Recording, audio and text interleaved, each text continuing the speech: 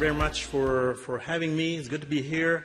I did my PhD across the street in the economics department, finishing more than a decade ago. So I just realized this morning I'm finally crossing the street and coming to Rotman for the first time. So it's great to be here. I also want to thank the association, merci à l'association, who I guess insisted to have a Quebec perspective in this morning's session. So I'm glad to be part of that strategy. So a few words about business cycles in Quebec, and you'll. Oops, this is the one thing. So you'll notice the differences in disciplinary backgrounds here on that panel, which let's hope is a good thing. So I'm going to focus on quarterly GDP here. As you know, this is a standard building block of business cycle dating in Canada. Other countries do differently. In the US in particular, but in Canada, really we work with quarterly GDP. This allows us to precisely date recessions, expansions. Is especially useful to scholars and, as you will say, perhaps surprisingly to so our partners in the financial sector as well. Helps us understanding the causes of the business cycle and the consequences as well. So this will allow us better focused historical analysis of business cycle related events, for example, public finance issues. But as you may know, generally we do lack provincial quarterly GDP figures. In particular, before 1981, in Quebec we do have quarterly GDP figures maintained by the Quebec Statistical Agency from 1981. I think Ontario does it as well, but that's about what we have. So what I'm going to talk to you about today is actually the results of a project that was commissioned by Desjardins Economic Studies, so Études économiques Desjardins.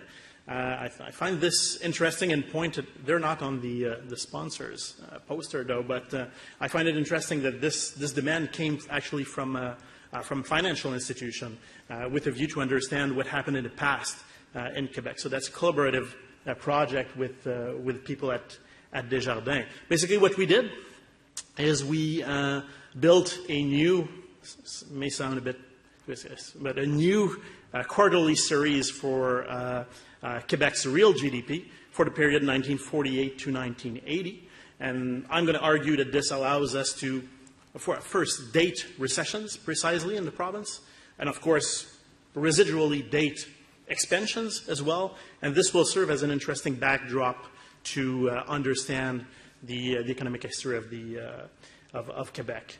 In particular, this is close to the much heralded period of the Quiet Revolution. So we're going to have data for the years, the decade before the Quiet Revolution, during the Quiet Revolution, and the years after that. This is a well-researched topic. Of course, I'm not going to go through this, but we obviously stand on work dating back from the early 60s, dating those business cycles in Quebec. A pretty active literature still today. I'm not going to go through the technical details of that, just letting you know what we did here. We use a technique developed in part at what is now the Institut de la Statistique du Québec to compile quarterly estimates of Quebec's real GDP. So the technique we use is a correlation method. So basically we start with Quebec's annual GDP figures, which we have from even before 1948, from the 1920s, I guess. And then we correlate this with whatever we can find that's related to GDP, but that's available on a quarterly basis. Okay, so that's the basic idea. So correlation method, and we apply that method. So to be more precise, the kinds of data that we use is the Industrial Employment Index, the real value of retail sales, housing starts, and real GDP in the US. So those are available on a quarterly basis on our period of interest. We couple that with the annual GDP, and we're able to compute a rather robust quarterly GDP series. We use other data as well to deflate some of those series. So basically, those are the inputs in our analysis. So those 4 series on those economic variables, and then we get this new series that I'm going to present in a second, and try to convince you that it's a useful backdrop to analyze the relatively recent history of the province.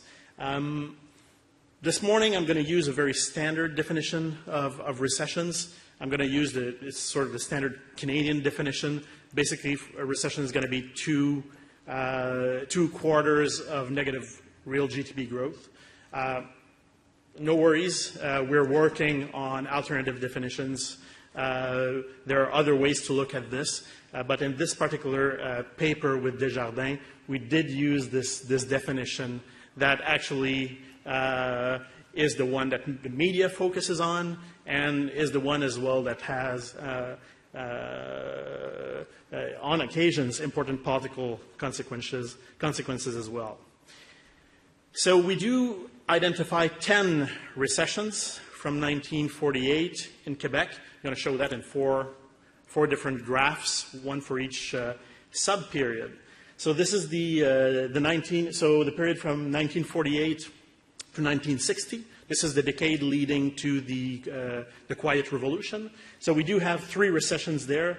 One in 1949, one at the end of 1953, and one in 1957 and 58. So 3 recessions in that period. The 1960s, of course, that's the period labeled the Quiet Revolution by many authors.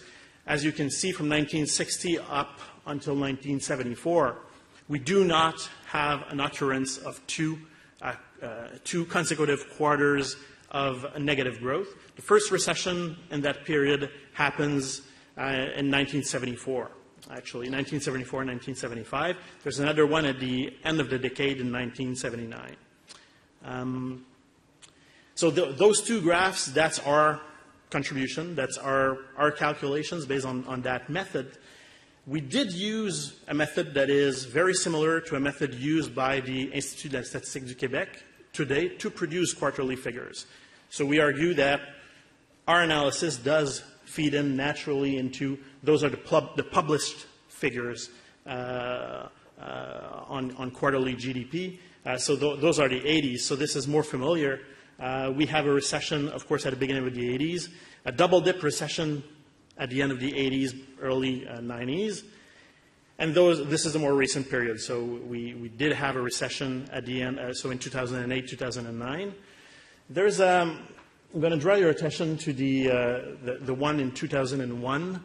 Actually, there is 1 quarter of negative growth and then a 0 basically there. So there's a debate whether you want to count that as a recession or not, but according to the definition, it does. So what we argue, and of course in doing this, is that dating back at those business cycles gives us a useful analytical frame to see the broader history of the province. So if I go back quickly to each of the periods there, so in the decade leading to the Quiet Revolution, we do have 3 recessions. So a rather bumpy period in a way, rather short recessions, but they come quickly.